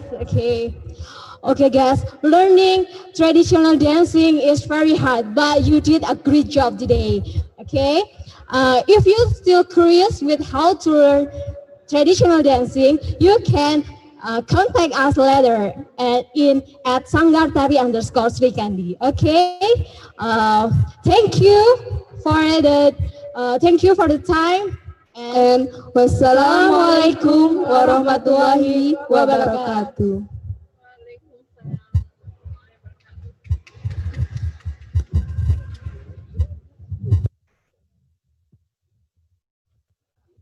Okay, thank you so much for Sanggar Sri Kandi. All right, we back to discussion session. For the audience, if you have any question, you can raise your hand, unmute your speaker, and mention your name, please.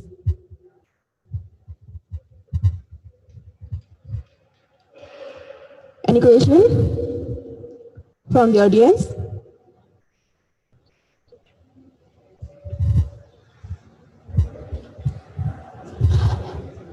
If nothing, I will read the question from the chat.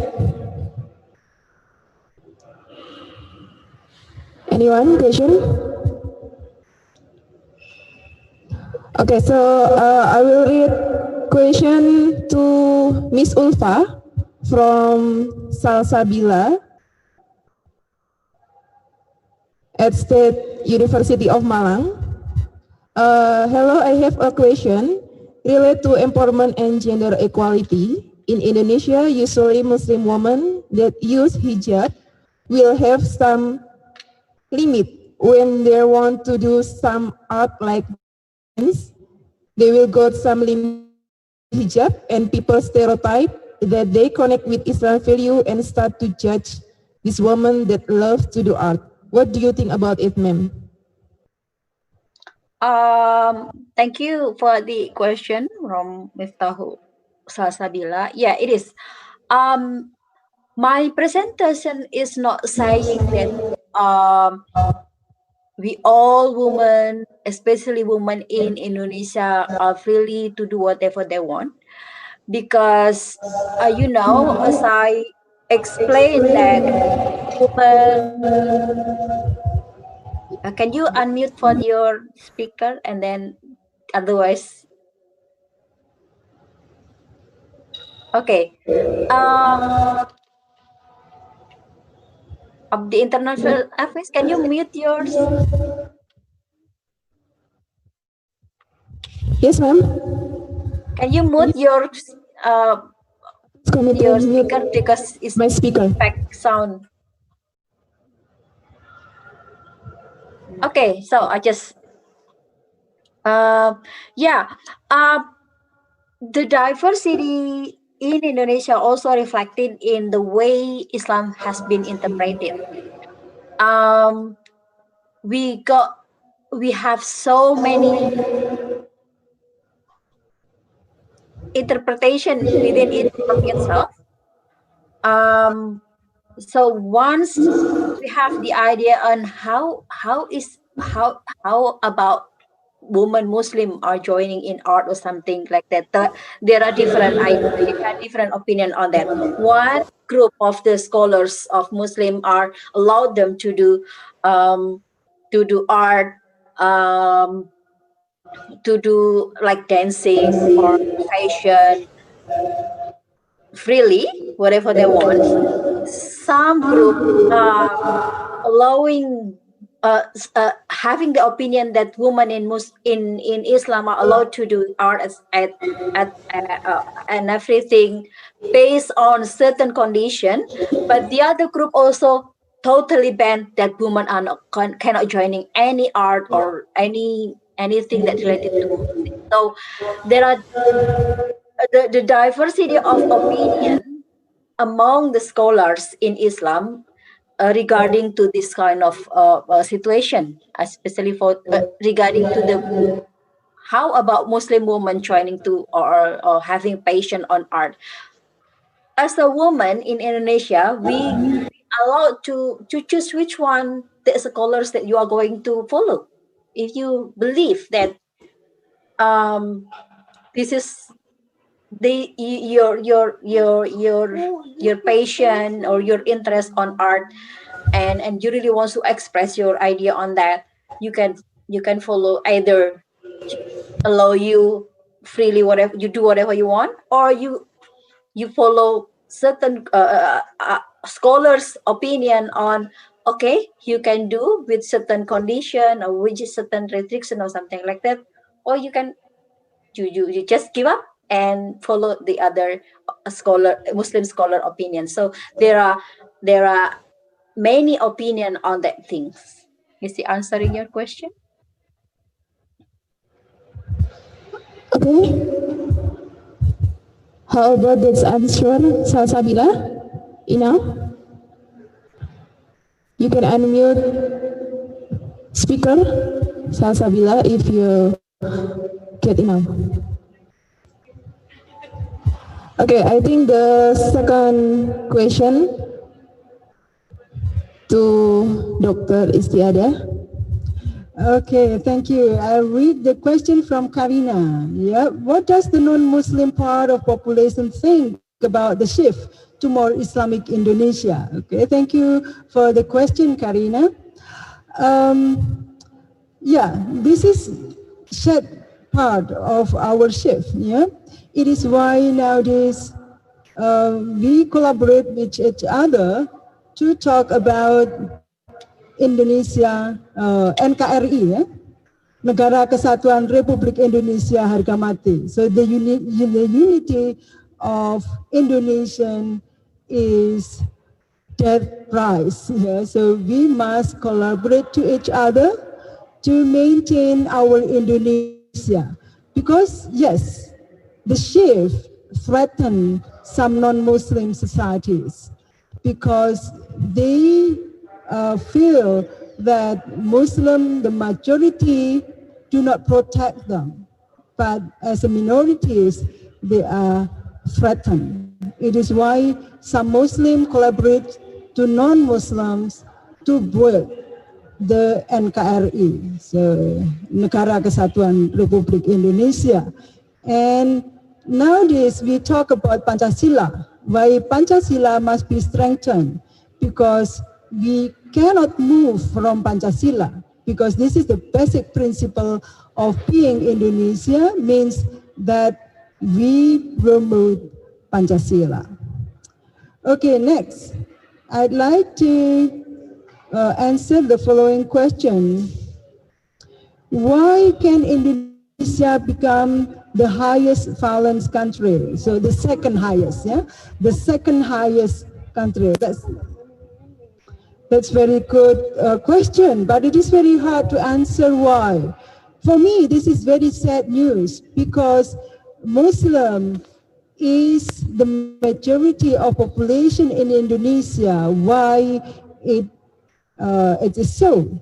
Why we become the highest or second highest country which is endanger women.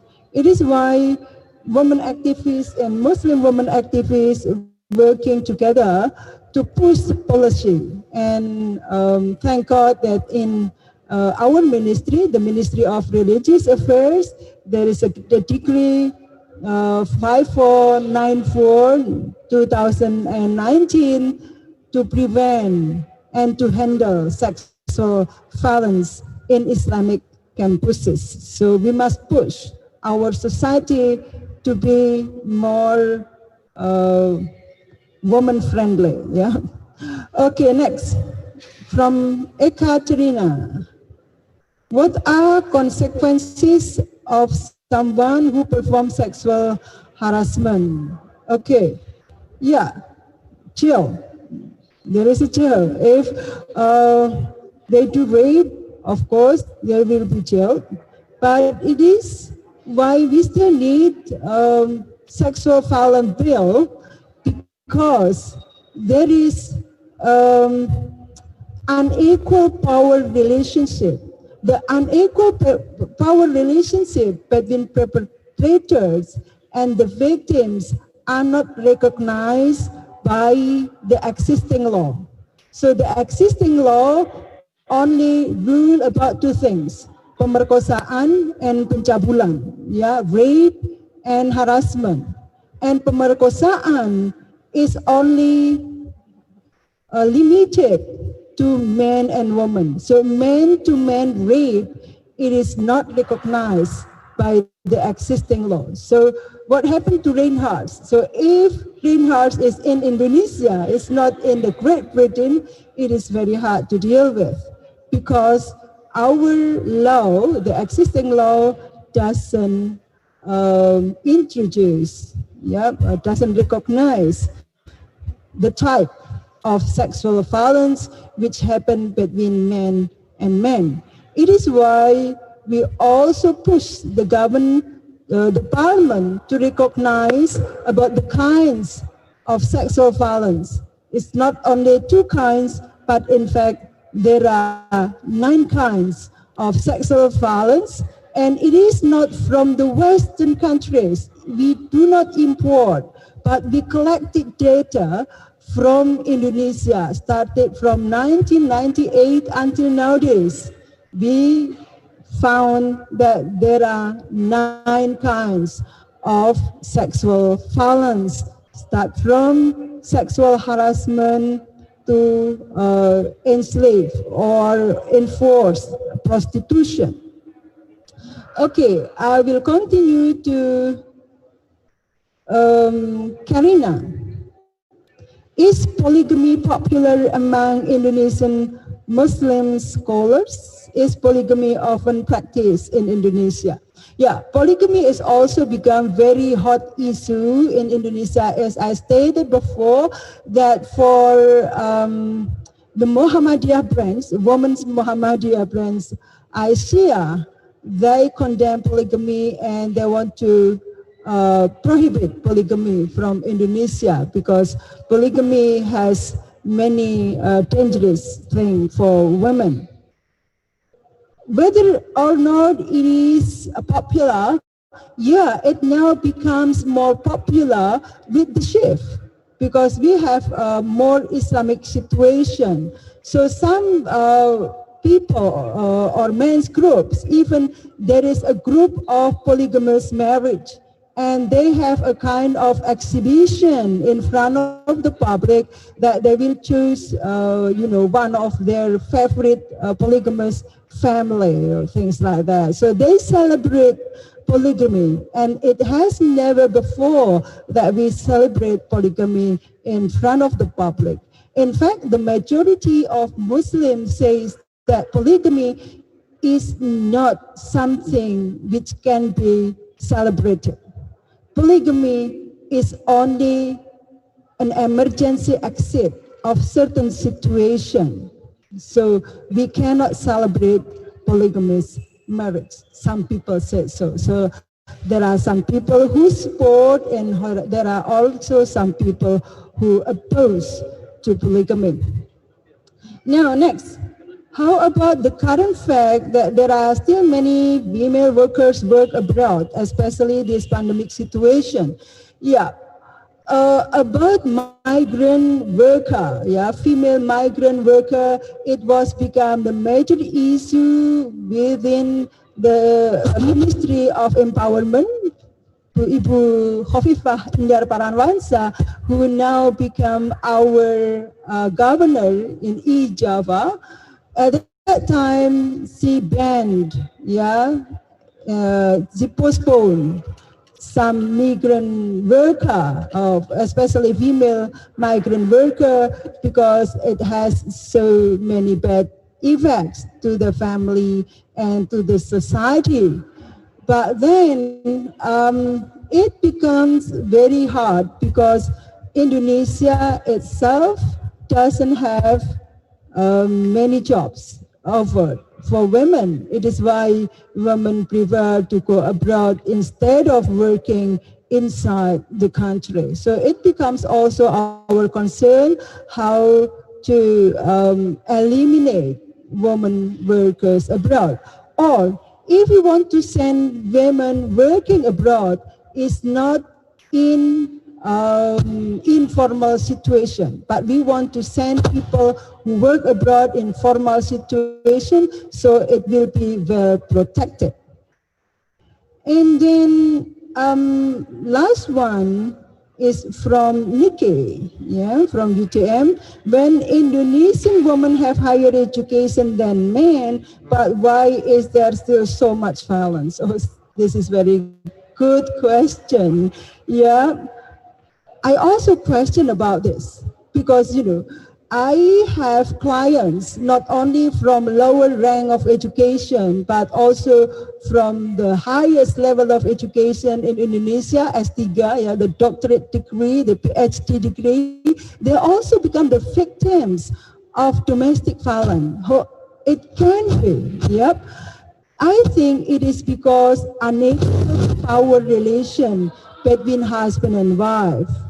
It is why we promote equal power relation between husband and wife, and it also becomes my major issue in Indonesia with KUPI. Yeah, the last slide that I showed you before, that KUPI also mentioned about that, and some of the scholars introduce good thing like mubadalah.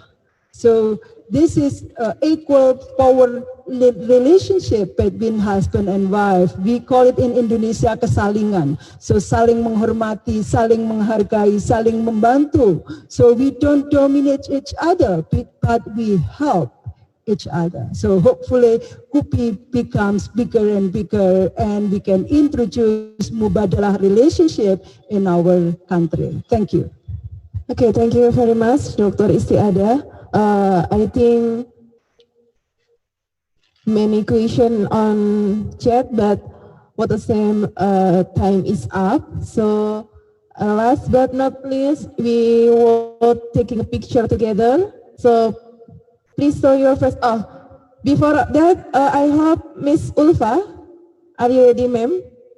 In here, you can give us conclusion about woman empowerment, maybe. Yeah, I just want to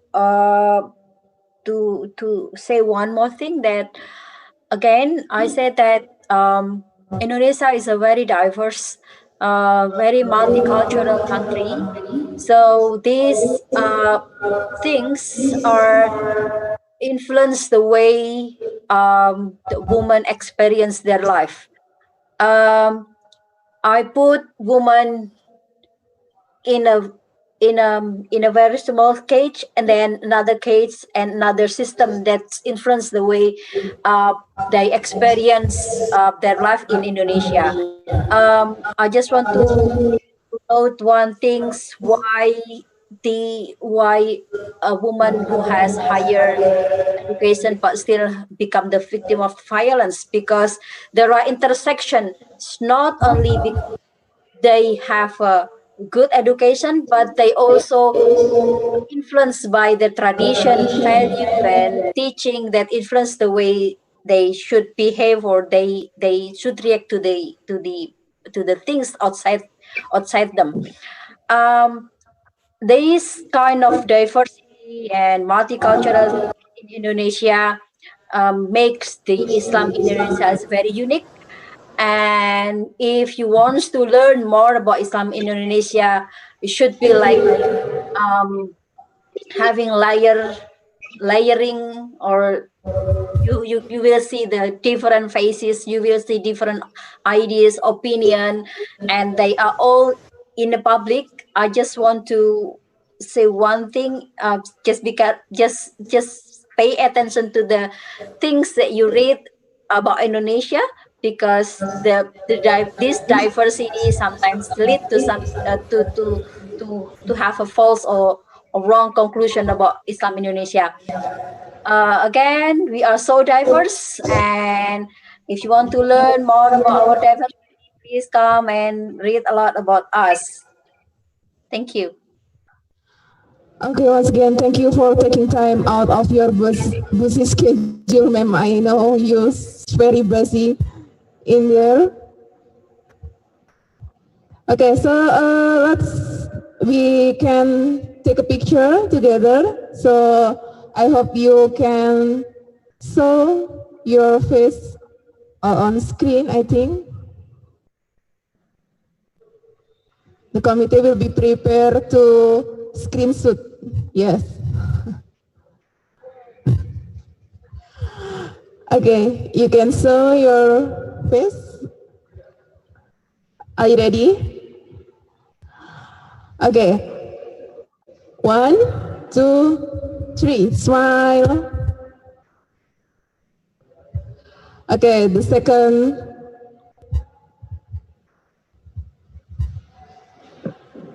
second slide.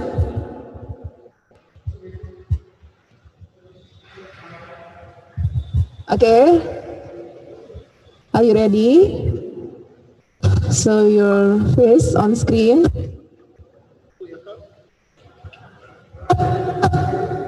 Okay, 1, 2, 3. Smile. Okay, finish. Thank you. Okay, finally, that's wrap up our event. From the depths of my heart, I do apologize if there all of mistakes. Thank you very much for your kind attention. We hope to see you at the next year's agenda, I think. Okay, thank you so much. See you again on the event. Wassalamualaikum warahmatullahi wabarakatuh. Bye-bye.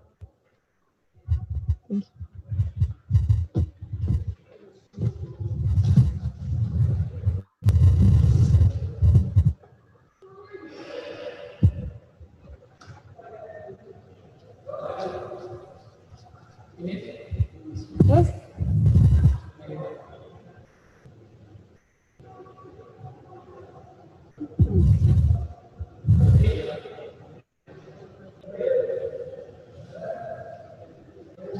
Ya ampun, aku tahu